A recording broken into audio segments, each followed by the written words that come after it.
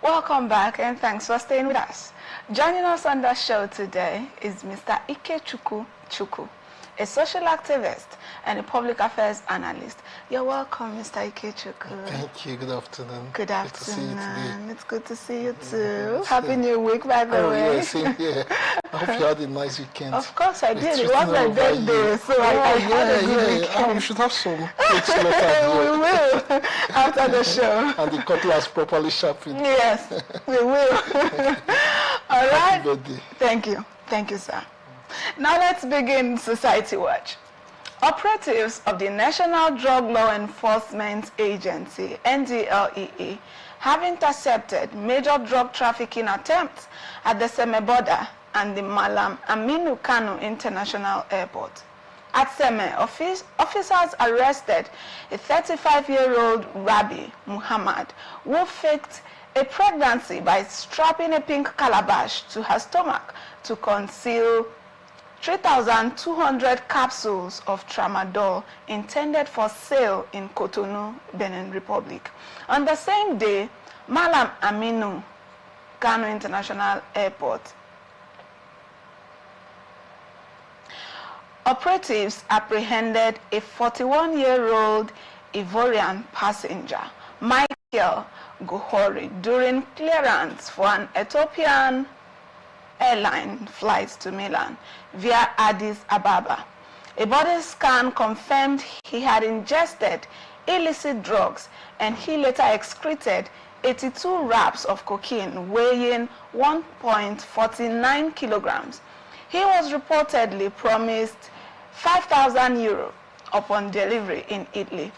In a related operation in Lekki, Lagos, NDLEA arrested Kolapo Oladipo Raji, CEO of Trans-Fortress Global Resources, over alleged drug trafficking.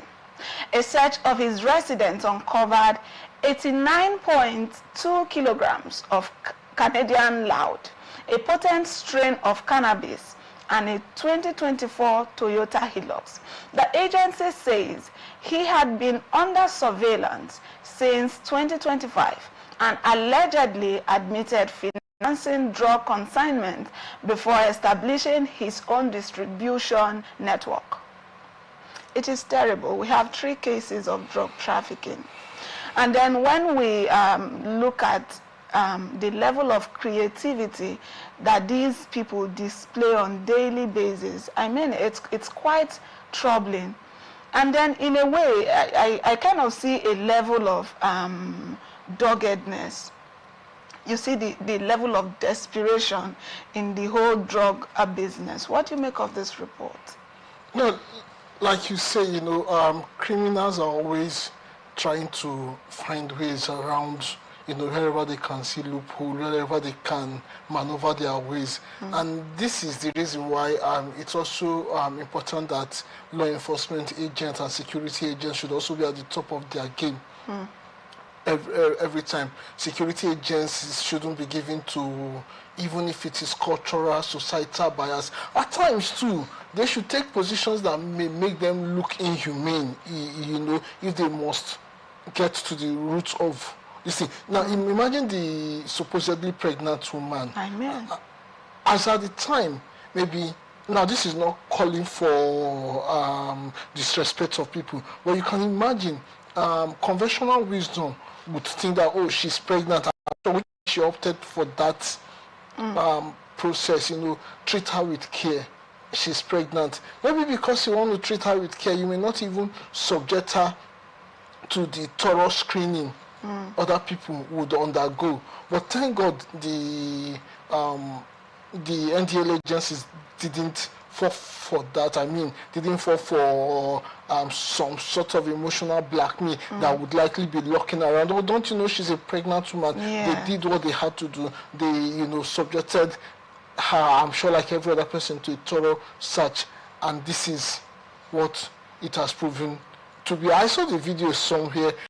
I'm amazed the way, and I like the fact that, the NDLA, at least from the video, I saw it was all women affairs. So there wouldn't have even been any case of, why are you trying to search me? Are you trying to Yes. abuse me? You know, something like that. So I give them thumb up for that. And also the fact that they were able to trace, you know, to monitor somebody rather since 2025.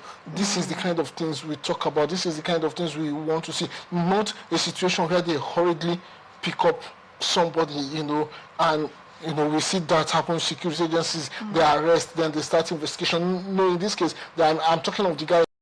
Yes. They have been monitoring him since 2025 and probably had enough evidence. And when they, you know, step into the place, it paid off immediately. You know, you can imagine if there was no proper investigation and they take a wrong search. Oh, the news would have been everywhere. That Yes. so I think I want to give them kudos, and I also want to say this war against drug, not just in Nigeria, everywhere, is an unending war. So nobody should think of the time when they would finally win the war. There probably will be no such time. So what I would rather say is that they keep opting their game. They keep, you know, like I think it was here, I said this some time ago about the I think it was in Chino Achebe's things all about that. Yes. Since the birds have refused to fly without perching, the hunters also should learn to shoot without missing. Without missing and without stopping. There is no point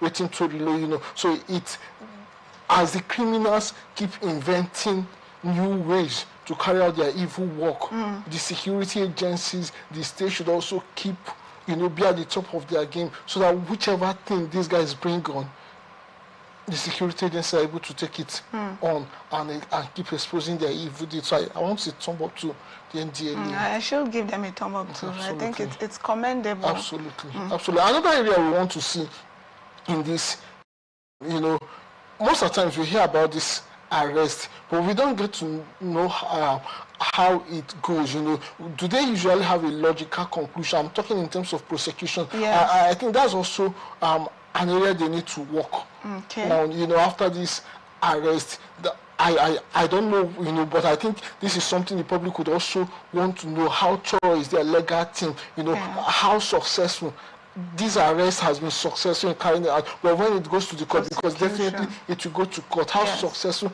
are the prosecution if they don't have, you know, watertight what should I use now? But if they fail, you know, even though they have had, if they don't put their house in order in terms of their legal team, they may not get the right kind of sentence that will gladden the heart of Nigeria, that will justify taxpayers' money. And if that does not happen, that means that,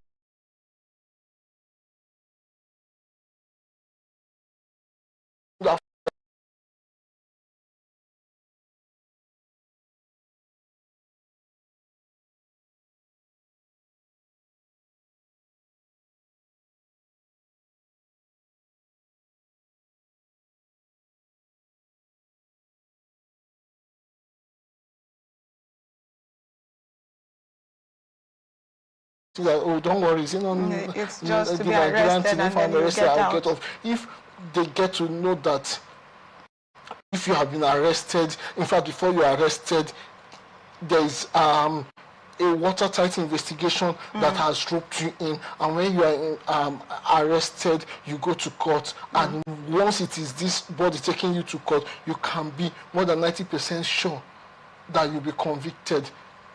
I mean, more people would think twice before getting into this. Exactly. I think I agree to that too. All right. Meanwhile, a high court in Uyo has sentenced a resident pastor, Emmanuel Umo, of Living Faith Chapel, Ifai Kotubon branch, to death by hanging for the murder of his landlord, Gabriel Bassi. Bassi, a 500-level civil engineering student of the University of Uyo, was found dead in December 2020. Days after neighbors reportedly heard screams from his compound, the court heard that the pastor was the last person seen with the deceased and was later spotted in blood-stained clothing. Bassi's decomposing body was discovered wrapped in a mat with multiple stab wounds and a butcher's knife beside him. Investigations revealed over access to the apartment, missing items, and disputes linked to rent and property use. In a judgment that lasted over 2 hours, Justice Gabriel Ete ruled that the prosecution proved its case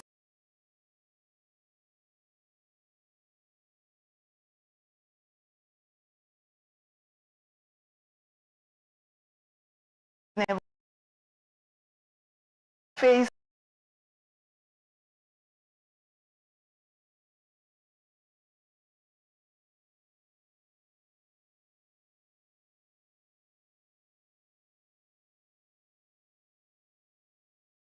of the look like we are judging this person is a pastor. Fine, we all know that even pastors are humans.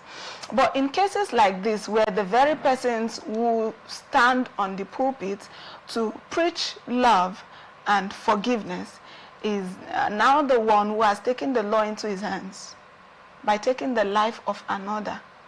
I mean, so why do they preach to us when they can do the very things they ask us not to do?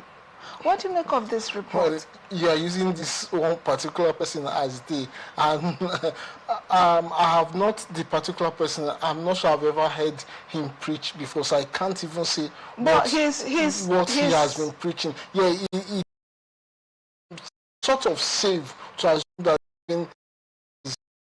so said to be a pastor that he probably at one time or the other have preached love, or possibly would have, if not for this incident, would have sometime in the future preached love. Is it even possible for a pastor to preach every Sunday and not preaching love at a particular time in one way or the other? If they do not, if we are trying to make it look like, how are we sure he has preached love? If he has not preached love, then has he been preaching hatred? Has he been preaching that we murder? And mind you, look at the caption of the report. This report, the caption of this report does not even pastor's name. It is the name of the church where he pastors, and it is the title pastor that we have, pastor of the Living Faith Church.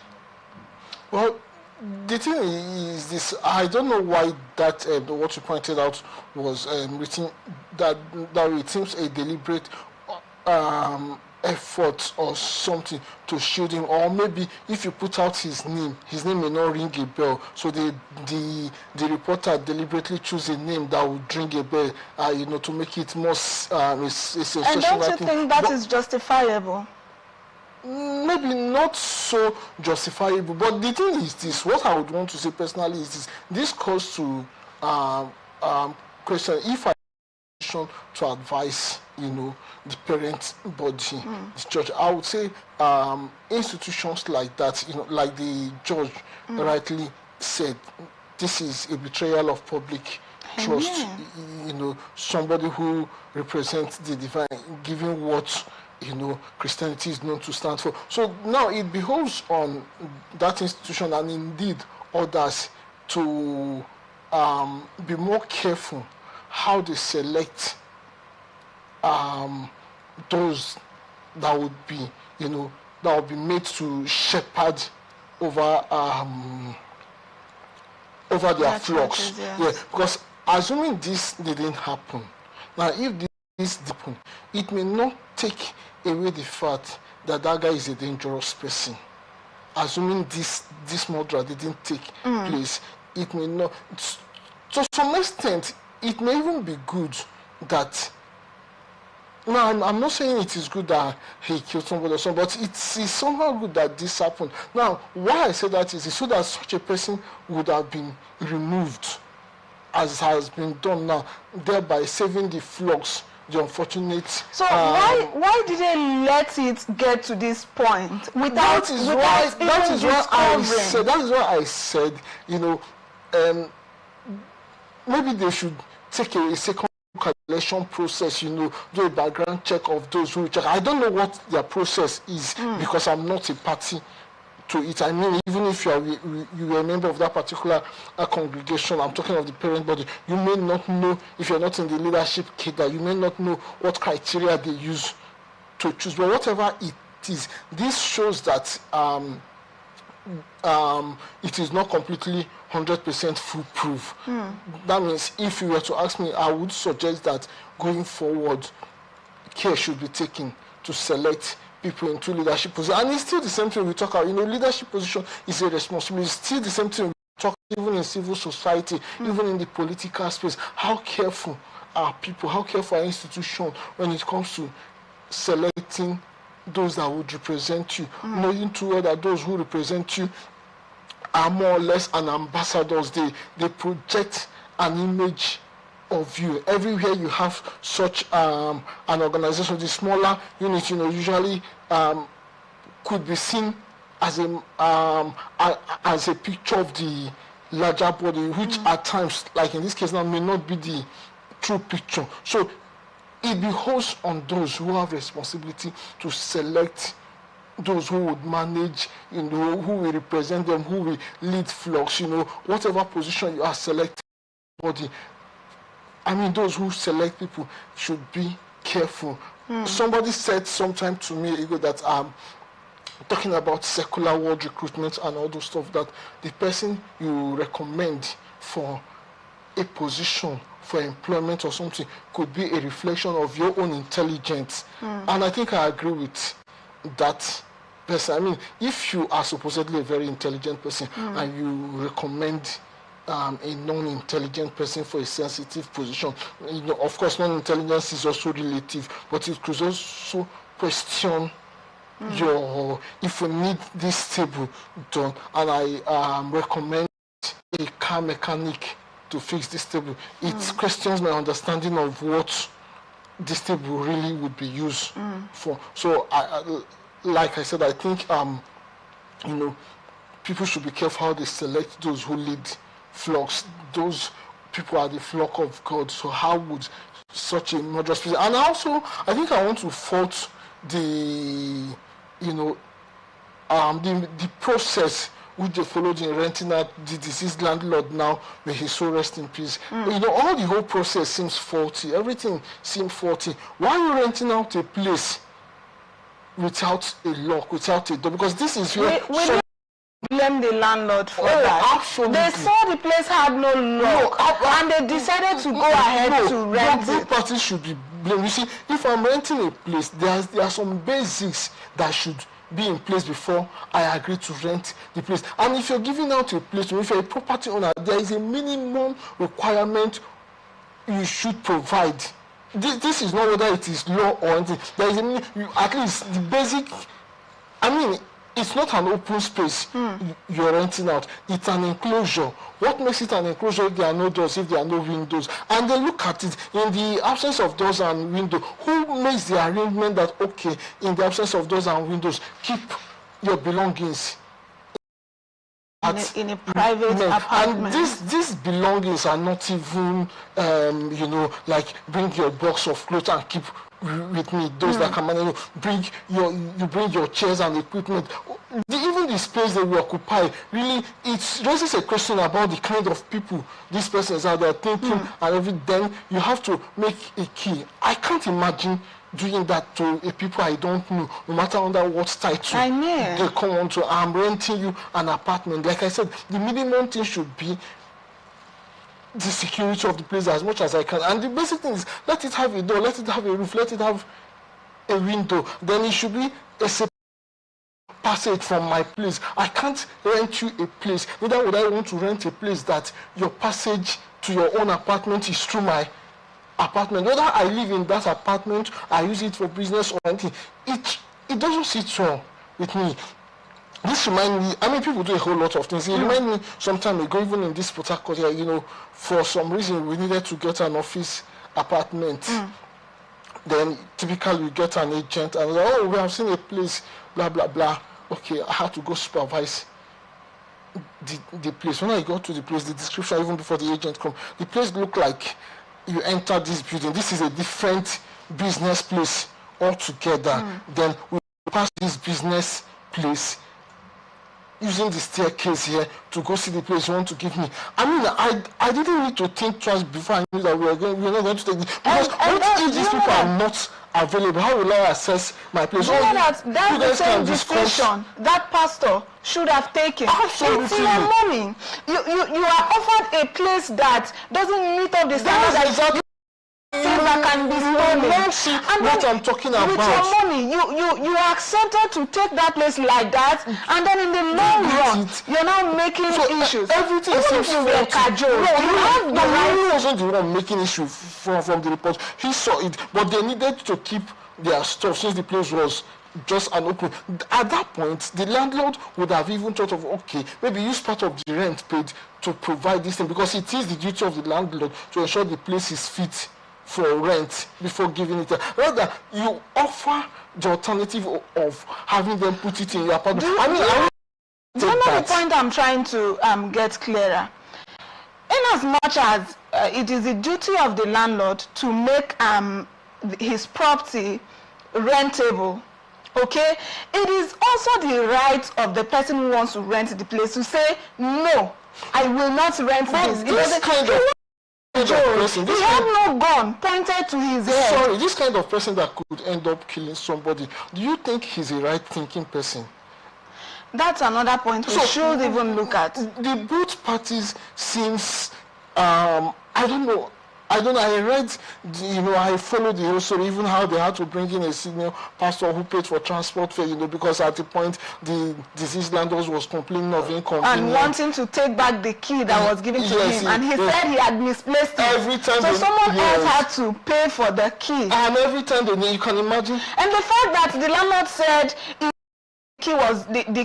the padlock was changed, things stopped getting missing. I just think the both parties got it wrong from the beginning. You can imagine renting a place to me. The place is not convenient. I have to keep some of my properties with you, and then every time I needed something, knowing too well that you're not always around, I have to call you back. You can imagine you at work now. I have to call you back. Oh, please, I need to take a shirt from your room. And I will now have to start running back. Otherwise, you would have made me miss an appointment. I mean, everything was in a mess from the word go. I think people should learn from these property owners and those who somehow are all involved, because if you're not renting out a property, you are taking property. Yes. Yeah, you may not do it every day, but once in a while, if you get it wrong, could have a telling effect on you. I don't know, for the life of me, I don't know how I would want to rent a house, either for business or something.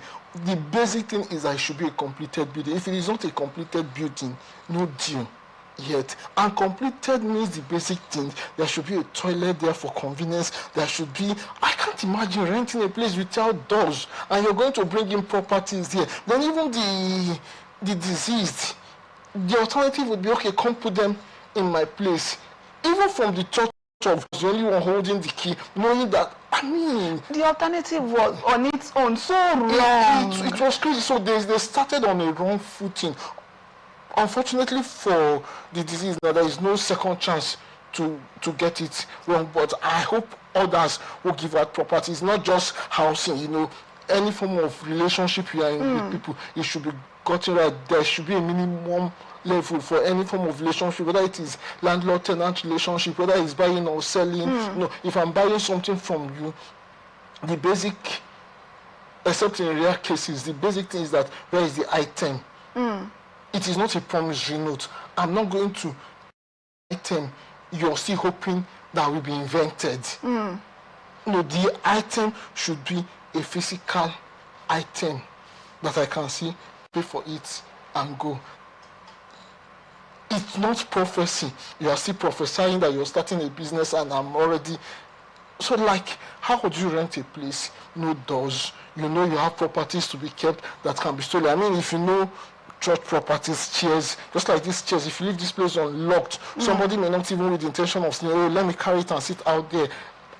After sitting, he gets up, dusts his axe, and leave. The chair is there, and that person picks it before you know it goes. Then the alternative, we don't have a place, this place should have a door. At that point, the common thing to do would have been get a carpenter, get a door technician, fix a door. Fix doors and windows. Not okay, put it in or my take it to one of the members' houses. That is not even an option. As far as there is a property where we have as our venue where we converge, the basic thing should be that place should have the minimum security. And minimum security cannot be talked about if you don't have a door. Even if it's an open enclosure, there should be a gate. It really doesn't make sense. It doesn't make sense. I mean, don't they have all-night services there? When they have all-night meetings, or wouldn't they have been planned for such? Would they leave the place open? It's not safe. They got everything wrong. Out an issue. Unfortunately, this is where it. And imagine how bad it is now that the actions of just one man has now dragged the name of the entire church, Living Faith, into the mud. We don't have the man's name on the headline of the report. We have the Living Faith Church. And then a lot of times I find it very how that a lot of pastors, because I believe that before it got to the point where this pastor allegedly succeeded in killing someone, he might have been exhibiting other bad behaviors, quarreling and causing troubles and all that. And the fact that nobody talked about it, was this pastor not checked? And then a lot of times, for me personally, we know that fine, we have cases of the public always coming out to bash on the pastors. Whenever it's a pastor that is involved, we see everybody have something to say. Other times too, I've always witnessed cases and frowned at cases where pastors commit crimes, and then just because they are pastors, we don't want to talk because we do not want to offend God. This may not be very popular, but I see it from this angle. A lot of times, we see pastors misbehave, and then everyone is scared. Everyone is being careful, because the Bible says, "Is it touch not my anointed and do my prophet no harm?" So they misbehave, and it's so obvious. You see everyone trying to be indifferent. Oh, no, he's a pastor. You see. And probably that's what led to this ugly end. This man might have been doing other things. Nobody talked about it because, oh, it's a pastor. And then now it got to the point where he had to take someone's life, and now he's been sentenced to death. Well, from the judgment we saw, or we read from, the story we read, there's probably no evidence, at least it wasn't shown there, that the guy have a history of wrongdoing. It may have been his but first do you not think that? But you see, in terms of what you have just said is this. I wouldn't want to even blame the people. It's just the same thing that happened in society.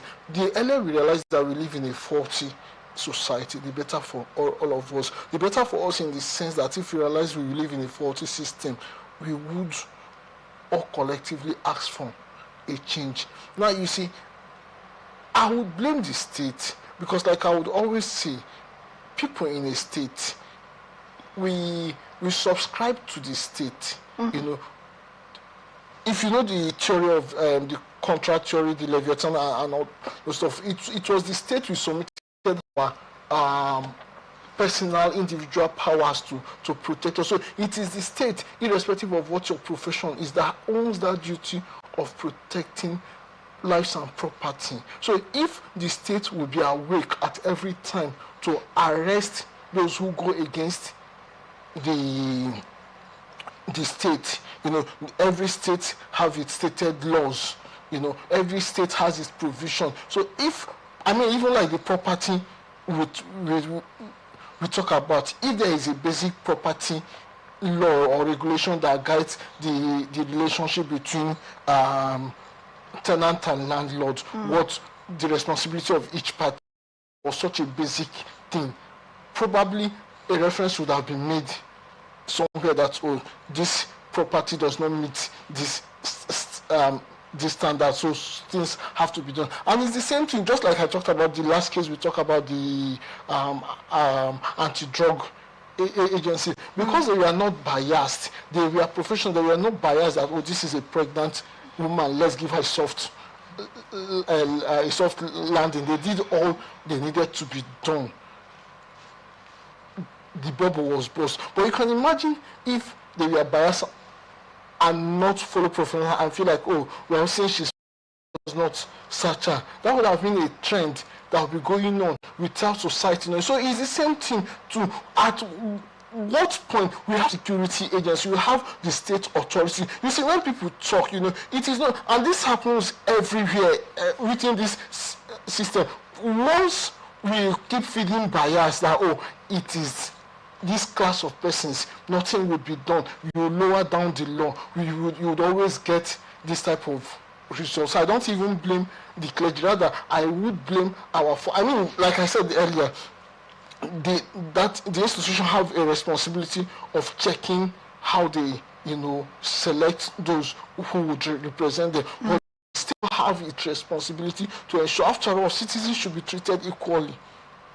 So if the state has been up and doing in carrying out her responsibility, we won't have these issues of bias and all whatnot. All right. Thank you for that perspective. Meanwhile, the National Agency for Food and Drug Administration and Control, NAFDAC, has sealed 18 warehouses in Bida, Niger State, after uncovering expired food and beverage products valued at over 100 million naira. The affected facilities were located around Ndazabo White House along Mina Road and behind Bida Modern Market. During the raid, officials recovered about 80 packets of expired non-alcoholic drinks, 80,000, I beg your pardon, 5,000 packets of dairy milk, 16,000 packets of bottled water, 28 cartons of pasta, and other assorted products, some already packaged for distribution. Warehouse managers were arrested, and preliminary investigations linked the facilities to a company identified as BY Ventures. NAFDAC extended the operation to supermarkets owned by the company in Mina, where more expired goods and counterfeit Goya oil were allegedly discovered. The stores were sealed, and the managing director, Alhaji Yusuf Nadabo, was invited for questioning. The agency says investigations are ongoing and regulatory sanctions will follow. Imagine what would have happened if these expired and fake products had gotten to the hands of the consumers. Imagine the kind of damage it would have caused in the society. What do you make of this report? While we are wondering what would have happened if these seizures had gotten to the society, maybe we should also pause and wonder if this is all there is to it. How many, before the intervention of the Food and Drug Agency, what quantity of that item must have been sold out? Yes, they have gone to supermarket. From the report, they are now at supermarket level trying to find out how many of them. What of those items that have already gotten to the consumer? What of those items that have already been consumed? What effort would be made to retrieve it from even that woman who has thought that she's buying stock and still have them stocked somewhere in her kitchen? Will there be a concerted effort to retrieve these items? We live in a system where our health, from the end of last year to the beginning of this year, of course, we are still at the beginning of the news media has been washed about incidents that happened as a result of our poor health system. Already we have a poor health system that cannot afford, this type of situations again, because obviously we don't even have what it takes to take care of issues. Now, if people consume these things and there's a trouble, we are certainly going to be labeled the already stressed health system. So much as we commend them, the NAFDAC, for intervening. I think there should also be effort to see how, in cases, and maybe not just for this isolated case, going further, how to retrieve, in cases where either counterfeited product or fake product or even expired product has already gone out to the consumers. How do we retrieve them from the how do we retrieve them from those who have bought them and have not consumed them? And then to those who have consumed, is there a way we can actually have a real-time investigation to know if they have a chance of having impact on them? Then also, these people that get involved in counterfeiting products,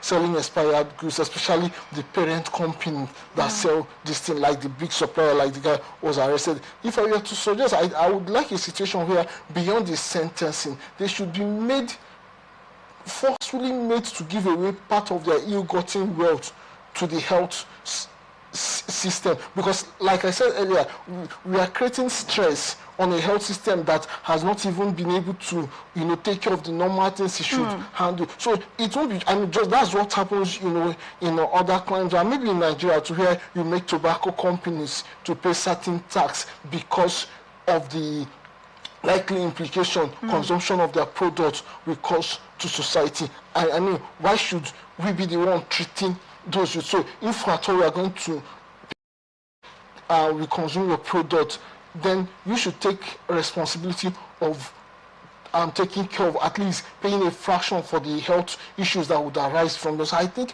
I would also prefer a system where these people are sanctioned, apart from sentencing them and seizing the goods. Part of their ill-gotten wealth should be channeled to healthcare provision, especially for the victims that would come from the from the consumption of their counterfeited or expired products. I think I support this suggestion of yours. It's a good one, and thank you for that perspective. Also, a 25-year-old man, Ibrahim Hussaini, has been arrested for allegedly beheading his 18-year-old cousin, Hassan Suleiman, in Edo State. The tragic incident occurred on February 19, 2026, in the Evoboare community of Oriomo 1 local government area. Both men were originally from Katsina State, where they reportedly had unresolved disputes in 2025. According to the Edo State Security Corps, the suspect lured the victim to a farm under the pretense of getting herbs for a stomach upset. Once there, he allegedly attacked and beheaded him with a cutlass, took his mobile phone and 36,000 naira and fled the scene. The victim was later declared missing by associates in the community. Security operatives arrested the suspect after suspicions were raised over his knowledge of the crime scene. The cutlass and the victim's phone were recovered, and the suspect has since been handed over to the police for further investigation and prosecution. Imagine two persons who had issues far back in 2025, and then after false reconciliation, while the other thought, okay, we had settled, the other still had the whole thing stuck somewhere in his mind. And after they had left their state for work in another state, he lured the 18-year-old, who is even his own cousin, and then beheaded him. What kind of report is this? Sounds like Cain and Abel. Just the same thing. Cain and Abel had an issue. Incidentally, Cain was the elder brother also, and this is the elder cousin in this case, not exactly brother. Lured his brother Abel into the field, as the Bible puts it. I mean, the guy thought it's a normal thing. After all, there is nothing out of place if your brother asks you. Probably the two of you are used to, going out to play. Hey, come on, Ofina, let's get into the field to pick out something else, something. You innocently follow, not knowing that the guy had some other plans in his mind and executed it. And this is exactly what happened there.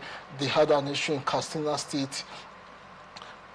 since 2025. Not even, the distance, the time. Well, normally one would have thought that people from the same place haven't come as far as Edo State, even though would have, there is this bond that would have developed. Yes. There is this bond that usually come if in a strange land, as it were. Yes. I don't know too many people here. You're one of the few persons I know. So there would be this bond that exists between us, even if we didn't have, as it were, a fantastic relationship from where we are coming from. But now that we are in a foreign land, so you are my best person now. Maybe that's what the guy would have told and followed his cousin. I mean, it's his cousin. This is not even just somebody from his tribe, his cousin, and they went into the field, as it were, and he beheaded him. Who knows what would have been the quarrel that would have justified taking the guy's life. Good 18 has been arrested. Like I would always say, I hope the prosecution is followed to the latter. I hope justice is served at the end of the day. I hope we don't get to a point where somebody will say, oh, it's a family matter, let's resolve it. I mean, somebody has been bereaved of son. Some people have been bereaved of their siblings. Okay, he's 18, he's probably not married, but at least he should have siblings and all those stuff. And then beyond all this, a statement has to be made, which is what I keep saying in every crime that's committed. We need to make a statement that no matter who you are, no matter what relationship you have to the victim, once a crime has been committed, once you have acted against the law of the land, you will pay the consequences. No sentiment, no family matter. Yes. I mean, no sentiment of any kind, no bias. Have you run foul of the law? If found guilty, then you should go in for it. That way, a strong message will be sent that nobody is exempted. Whether you are committing that crime against yourself, against your children, against your family, once it's a crime known by law and reported to law, you will be brought to book. Absolutely. Thank you so much. So far, I want you to give out your final message as we begin to round up to the public, based on all the reports we have looked at. All the reports we have looked at today is based on crime and crime, drug. It says something that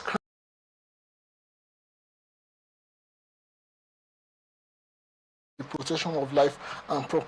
So the state should, like some of the reports, the criminals keep inventing new ways to commit crime. Yes.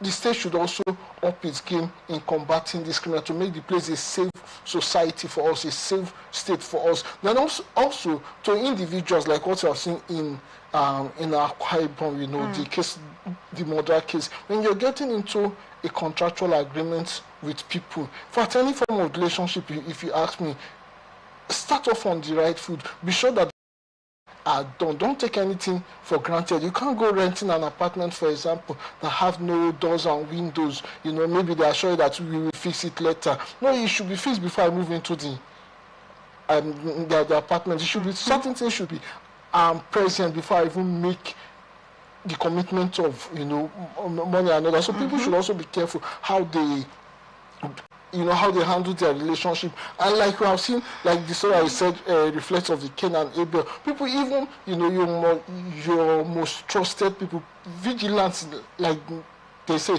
is the internal word for safety, for security. So at every point, everybody should be vigilant. And that is not because you are paranoid or something. No, it's not about being paranoid. It's just that you have to be careful. I know it hurt me, but yet I shouldn't let down my guard. I should just be careful at every time, and I can be careful without necessarily rubbing it off on you. I'm careful around you, but I don't have to call you a thief or a murderer when there is no justifiable ground to do that. So when you say people should be careful, some people may get it wrong, thinking that being careful means that I can't just come in and tell you I'm suspecting you. If there is no ground for that, I shouldn't say that, but I shouldn't let down my guard at every point in time. Thank you so much. I'm not going to let down my guard as well. Thank you so much for all of the beautiful perspectives we have gotten from you today. Because we do not have all the time ourselves, this is where we will wrap it up on this episode of Atlantic Society Watch.